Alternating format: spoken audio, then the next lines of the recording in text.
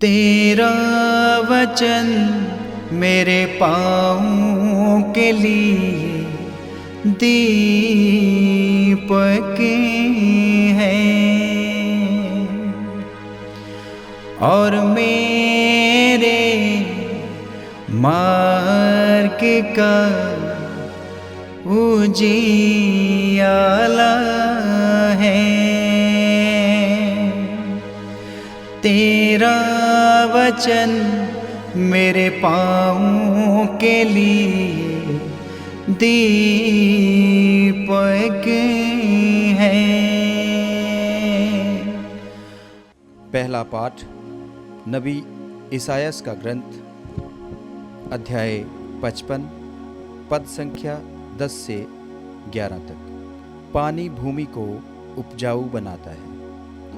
प्रभु ये कहता है, जिस तरह पानी और बर्फ आकाश से उतरकर भूमि सींचे बिना उसे उपजाऊ बनाए और हरियाली से ढके बिना वहाँ नहीं लौटते, जिससे भूमि बीज बोने वाले को बीज और खाने वाले को अनाज दे सके, उसी तरह मेरी वाणी मेरे मुख से निकलकर व्यर्थ मेरे पास नहीं लौटती। जो मैं चाहता था वह उसे कर डालती है और मेरा उद्देश्य पूरा करने के बाद ही वो मेरे पास लौट आती है। यह प्रभु की वाणी है। ईश्वर को धन्यवाद। भजन अनुवाक्य। कुछ बीज अच्छी भूमि में गिरे, वे उगकर 100 गुना फल लाए। कुछ बीज अच्छी भूमि में गिरे, वे उगकर 100 गुना फल लाए। तू पृथ्वी की सुधि लेता है, तू उसे सींचता और उपज से भर देता है।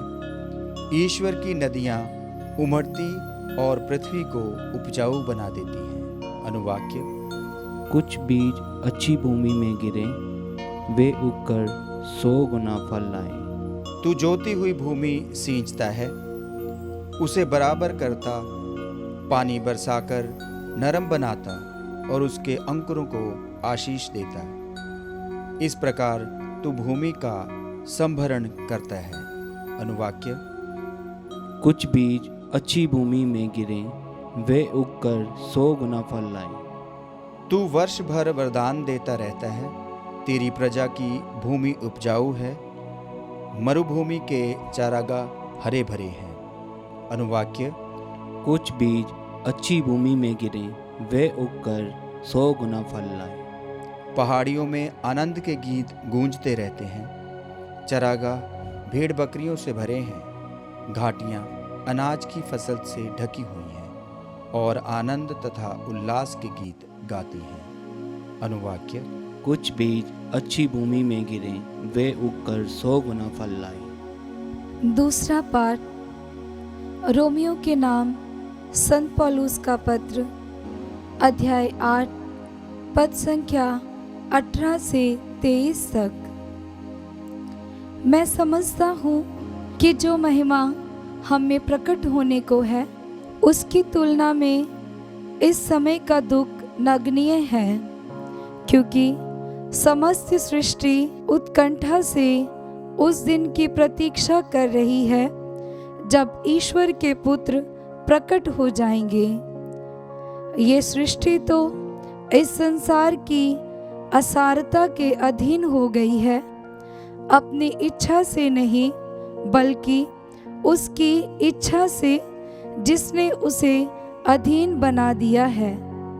किंतु ये आशा भी बनी रही कि वह असारता की दास्ता से मुक्त हो जाएगी और ईश्वर के पुत्रों की महिमा में स्वतंत्रता की सहभागी बनेगी।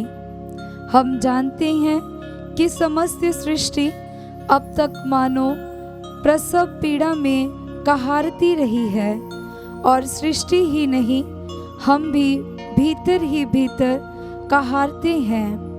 हमें तो पवित्र आत्मा के पहले कृपादान मिल चुके हैं, किंतु हम ईश्वर की संतान होने के नाते अपने शरीर की मुक्ति की राह देख रहे हैं। ये प्रभु की वाणी है। ईश्वर को धन्यवाद। जय घोष हालेलुया। अनुवाक्य। हालेलुया।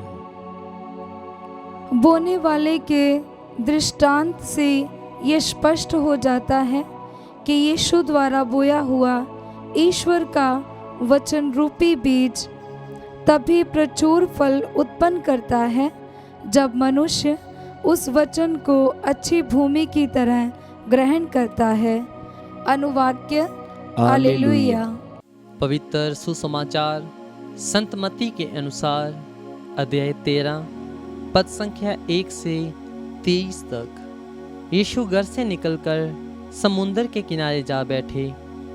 उनके पास इतनी बड़ी भीड़ इकट्ठी हो गई कि वह नाव पर चढ़कर बैठ गए और सारी भीड़ तट पर बनी रही।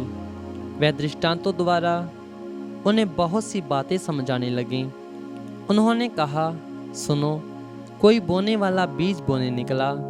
बोते बोते कुछ बीज रास्ते के किनारे गिरे और आकाश के पक्षियों ने आकर उन्हें चुग लिया।